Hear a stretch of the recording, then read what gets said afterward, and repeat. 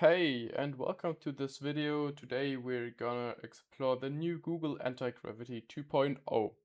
What does it mean? Why is the old Google Anti-Gravity gone, and why is this not an IDE? What does this mean? Do you get the old Google Anti-Gravity back? Are all of your workflows ruined? No, they're not. So let's explore this new thing.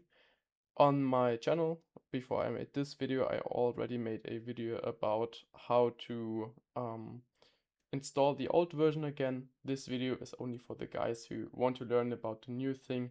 What does it mean? What is it? And should you be using it or should you not be using it? So first, let's start up here. A new conversation can be started with Control N, which is like before. You can create projects. Projects are like collections of conversations where you can have multiple agents working at different tasks. Imagine the project to be like one GitHub repository or one project like a website, a software, or whatever you're doing. With the command palette, which is very important for us, you can see all of the hotkeys, which is currently some, but in my opinion, not enough. So we have the toggle sidebar, which basically toggles the sidebar right here, the focus input, and so on and so forth. All of them you can go through and through.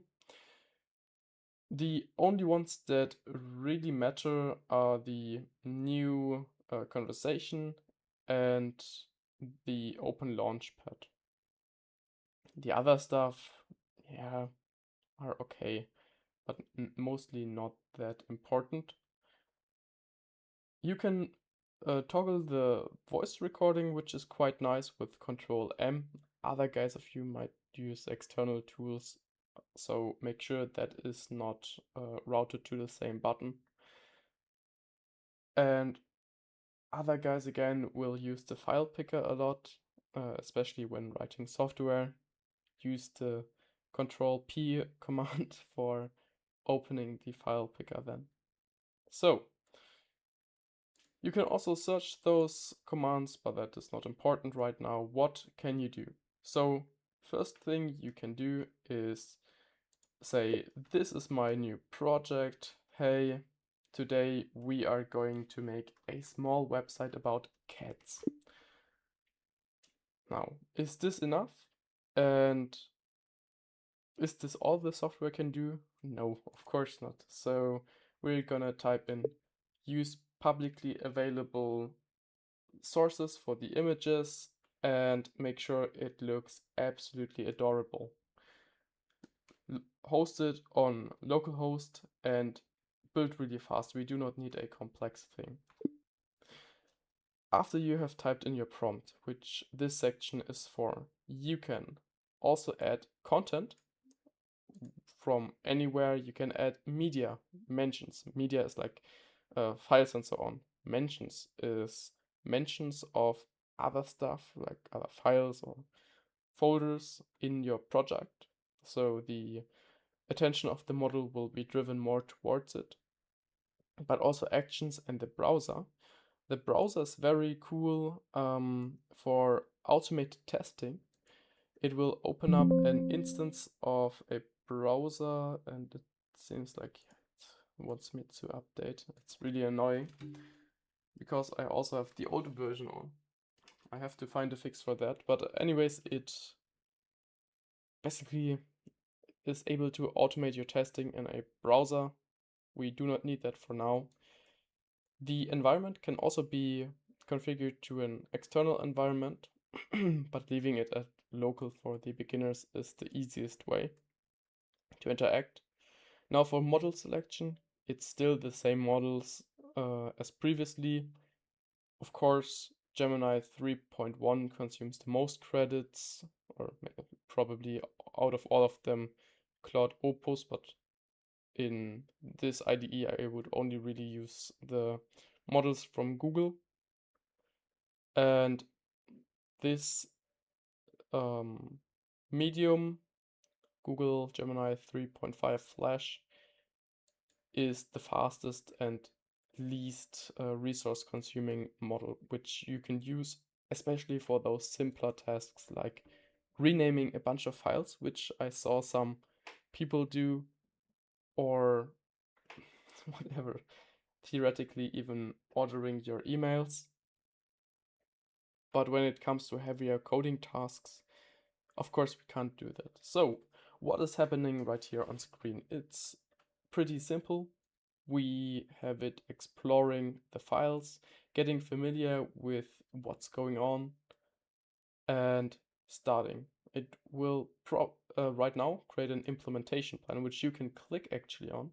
And this kind of looks like Claude code, not in the console, but in the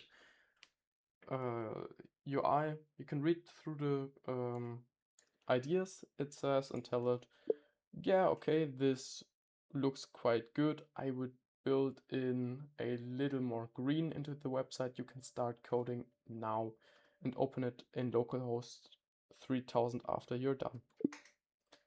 While it's doing that, we can explore more areas. So we have the views with which we can zoom in and out. Doesn't really matter. So if you're a very old person, you can zoom in. You can reset the zoom level if you accidentally zoomed into something too far. With the window, you can also do some stuff, but you can really see, based off of these views, that this is in development and there should be a lot more here. In my opinion, the whole thing is a huge piece of shit, especially compared to the thing we had before.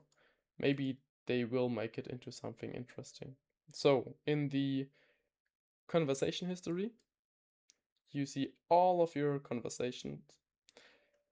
And in the scheduled tasks, you can like schedule tasks the same way. For example, like new, enter task name, first scheduled task in a website. This is, for example, I want to monitor the uptime of my software and get a notification via email if it is down or something like that. And then you can schedule it on a daily basis, hourly basis, or weekly basis. Or you can also say, check the progress of our current software and use Playwright to instruct our developer to work a little bit faster, something like this. Most of it is interesting, but not something I personally use, since it's basically just cron jobs which you can set up yourself by asking it to set up a cron job and not going through this UI. Though it's quite interesting. With the going back button, you can go back. That's basically it. Of course, since I disabled the notifications, it will ask you to send you notifications which will be appearing at the bottom right of the screen, though I do not really like that. So, what is it doing right now? How do we look at the tasks? We just click on the tasks right here. And up here you can navigate between all of the individual files and of course also close them.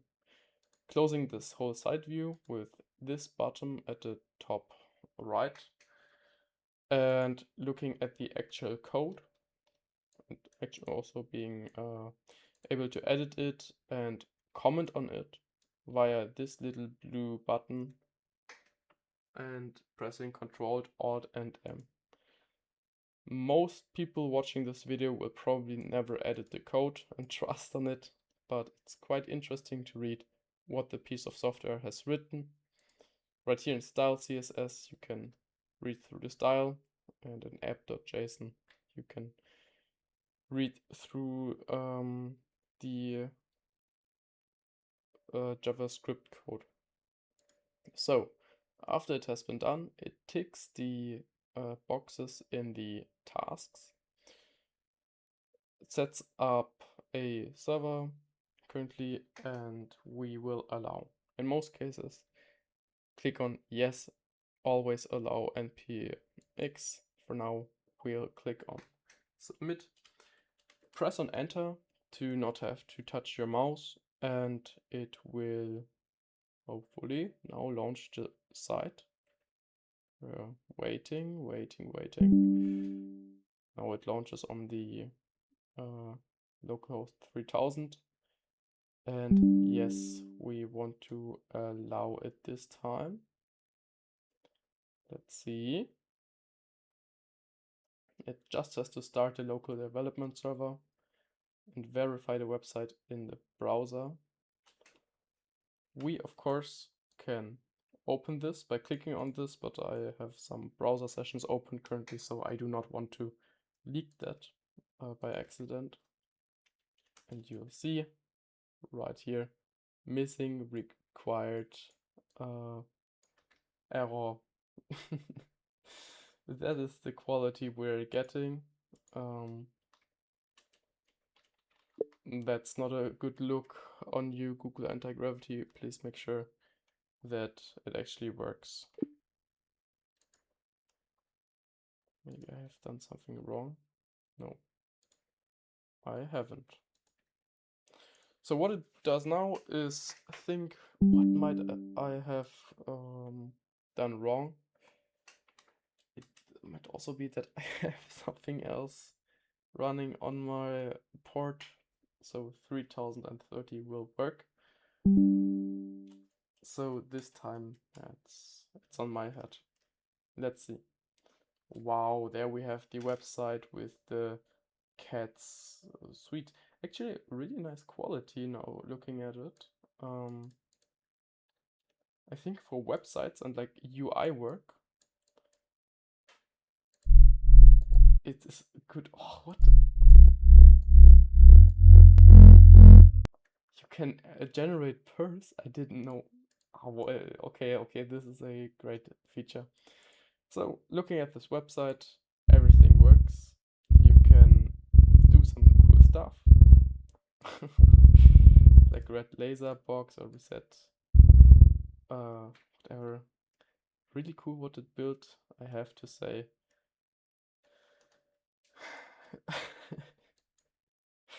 But that's playing around.